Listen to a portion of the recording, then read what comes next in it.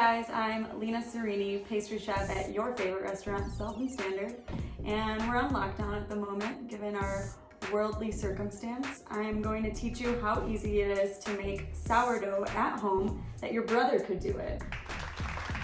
Hey, I'm brother, what's up? Let's make some sourdough. Ali, he's never made a loaf of bread before in his life, and I'm gonna walk him through it and let's see how well he does. So we're gonna start with some warm water. It's a little slightly above room temperature, around 88 to 90 degrees. Let's pour that in this bowl. And this is our starter, Winston. I fed him yesterday, so he's nice and active. You wanna give that a smell? Ooh. How would you describe that smell? It's very easy. Our starter is at least 5 years old. He was in the restaurant before I started working there, so I don't know how old he was, but I've been taking care of him for almost 5 years. He requires to be fed every 1 to 2 days. I do, for every 100 grams of starter, I'll do 100 grams of white bread flour and 100 grams of water. Why don't you pour that into the bowl? So this is 400 grams of Winston that we're pouring in here, and we have 1,400 grams of water. And this is a good indicator that your starter is active if it's floating like this. You can see he's just standing there on the surface. So now I'm gonna grab that spatula and break Winston up a little bit. Really give him the beans? Yeah, show them those guns you got. Playing video games all day. You got mad forearms, bro. Now we have a blend of mostly white bread flour and a little bit of whole wheat bread flour. A lot of sourdough recipes are gonna have a little bit of whole wheat bread flour just because the wild yeast and bacteria in the sourdough loves to snack on the things that are found in this whole wheat bread flour. And you know what? It's the end of the world. Give him what he likes. It's like a death row meal. It's like a death row meal. So we're just gonna whisk that up a little bit, and this is where it gets messy. Dump all of that into there. Baking is all about confidence. Now we're gonna use our hands. Get in there. Now this first mix, you don't have to really worry about developing any gluten. We're just looking to hydrate the flour, and we're gonna do several folds throughout the day that are really gonna give us that structure. But this one, we just really want to hydrate the flour. How do you know when it's done? When there's no dry spots of flour left.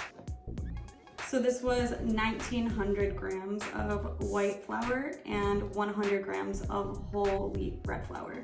Get in there! Oh, this is tough. You do this every day? Yeah, that's why I have such big guns. You want to take a break? Yeah. All right, I'm gonna get in there now. Really give it some love.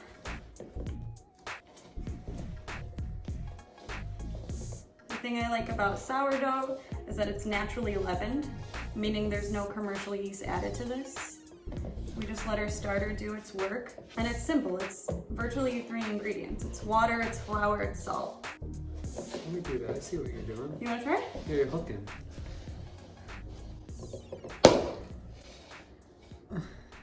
Man, you make it look easy. This is gonna give us 4 loaves of sourdough, this recipe.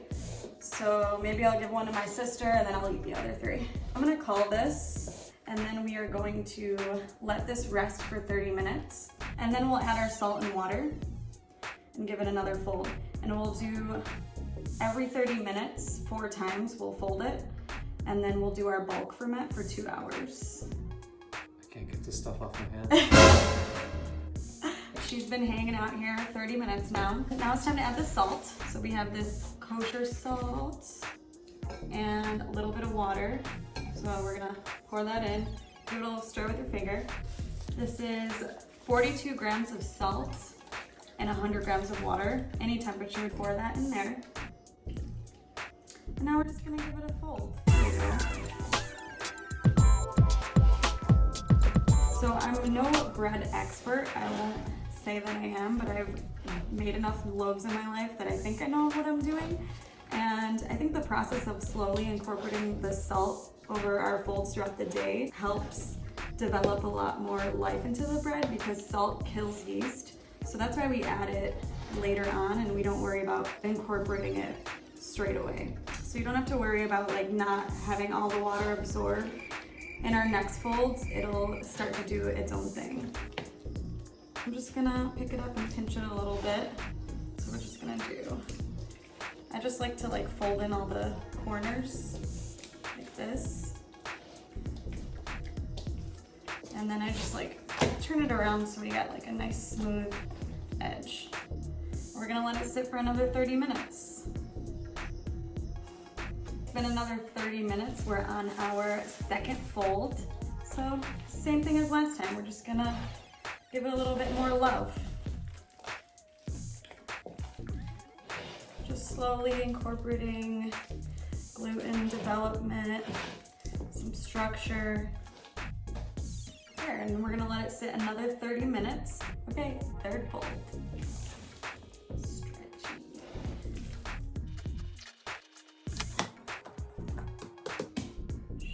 Okay, you know what happens next. We are on our fourth fold before we let this bulk ferment. I'm seeing a smoother dough, stretchier. All of the water has been absorbed. And now, I'm gonna let this sit for 2 hours before we start shaking it. We're back here with our final step of today. Got my assistant back out of his cave. Hey, what's up? Took a couple naps. Finally gonna be a part of the fun part, so that's shaping.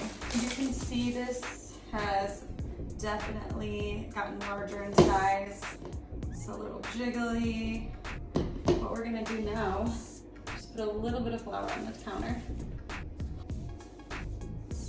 Pick the wrong sleeves for this. Just gonna take a little bowl scraper. It's a big boy. It's a big boy. Big daddy.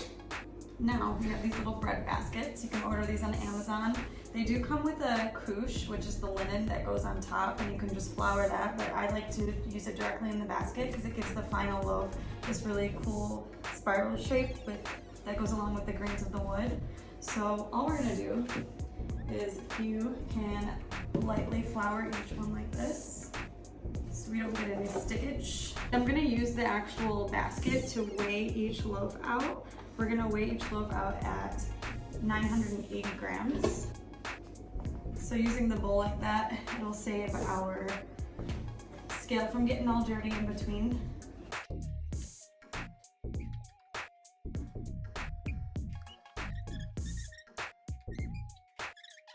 So now we're gonna take our loaf. Only one side is floured so that it sticks to itself properly. You're just gonna kind of shape it into a little rectangle.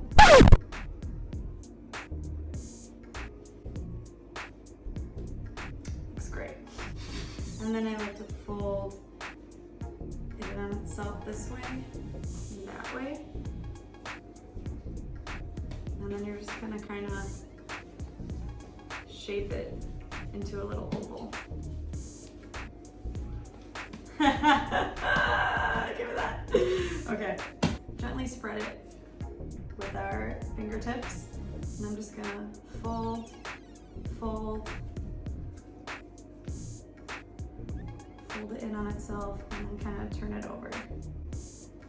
You get one more try. Do it with me. I'm gonna fold, fold, fold, fold, and then the last fold you kind of flip it over. Oh man, you made that look so easy. Flour the tops. And they're gonna go seam side up in the baskets.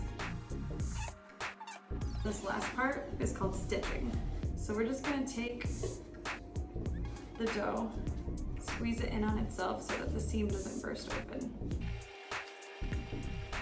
How's that? It's great. Is there anything you're looking for specifically? We're just looking for a nice tight seam. And then lastly, take a little bit more flour. Just the tops of those bad boys.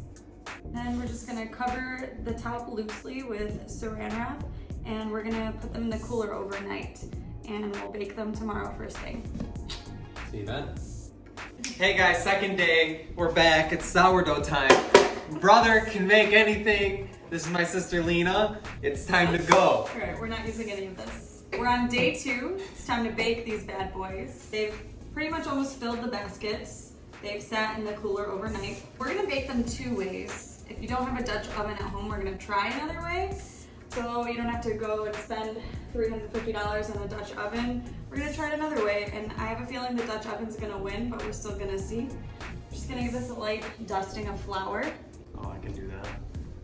And I just have an upside down sheet tray right here with some parchment paper on, and I'm just going to gently run my fingers across to loosen it. Careful not to degas. So we don't want to really use too much pressure here. Look at that. So there's a number of ways that we can score these. This one I'm just gonna do the classic line across. We have our lam here. Lam is a tool that you use to score your bread. Nice little sharp razor blade on the end. And I'm just gonna do a line across. I'm just gonna go back in there and make it a little deeper. So I have my Dutch oven preheating in the oven at 500 degrees. I let it preheat with the Dutch oven inside so it's nice and hot. She hot. Okay. So Ali, if you can gently, one and done, be confident with the parchment paper. You're just gonna drop it right in. Boom. So we're gonna bake it lid on for about 20 minutes. It'll produce its own steam. And then we'll take the lid off, finish it off, and we'll let you guys see what it looks like when it's done. Let's get it. Okay, it's been 20 minutes. Just gonna check to see how she's doing. Woo, doggy! I don't know if you saw that steam, but I did. And so this is what it looks right now. We got a beautiful ear happening over there. I don't know if you can see that. She's looking cute. And I'm gonna put her back in. I don't know, I'll start like another 15. We're looking for a really deep golden brown. I'm excited.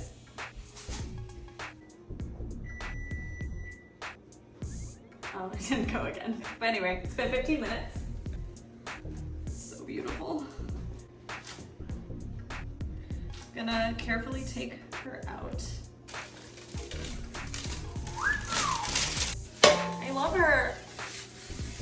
Okay, if you're ever unsure if you've baked it long enough, you can always take the internal temperature of your bread, and if it reads anywhere from 180 to 190, you're good.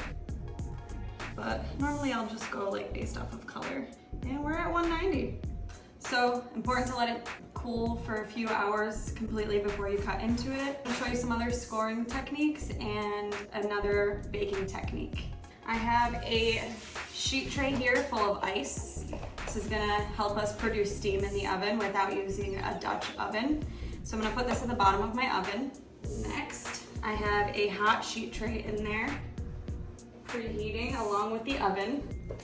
Got my other loaf here, light dusting of flour. And again, we're just going to carefully run our fingers around. Woohoo! Okay, so this scoring technique is gonna be a little bit more intricate. I'm gonna do a cute little design. So I'm just gonna go back and forth. Little dashes.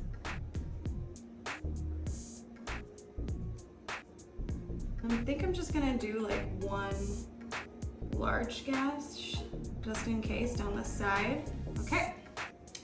And we're gonna try this hot sheet tray, ice tray technique and compare the difference. We've got our next loaf out of the oven, and this is the one that we did on a hot sheet tray with a tray of ice to produce steam. And honestly, the tray of ice did its job. It doesn't give you that great open effect, the classic sourdough ear that the Dutch oven gives you, but this is still a pretty good looking loaf of bread. You know, I'd eat it. If you don't have a Dutch oven, you know there's another way you can go. All right, the last 2 loaves we have, I'm gonna have this guy and my brother score their own loaves. No judging here. No judging. I don't even know how to use this. So you use it like a pencil? You use it like a razor blade, because that's what it is. Oh, okay. So sometimes it helps if you like hold the I dough got down a you, little I bit, got you. create Some some tension. tension. Yeah. Yeah. Okay. Just, I got this. Don't worry, watch this. I'm gonna make a work of art over here. All right, let's try it out. Confidence, right? With confidence. All right. Good, right? Lid, 20 minutes. We'll see you soon. Hassan's loaf is out of the oven. She cute. She very She cute. cute. She did a great job. All right, Ali, you ready to do yours? See that? You see that right there? It's gonna look so cool. Are you ready, gang? Flop her on in there. All of our bread has been baked. This was Ali's loaf that he scored. Nice little ear on that boy. And now for the moment of truth. We're gonna cut into this bread. Woo-hoo! Ooh.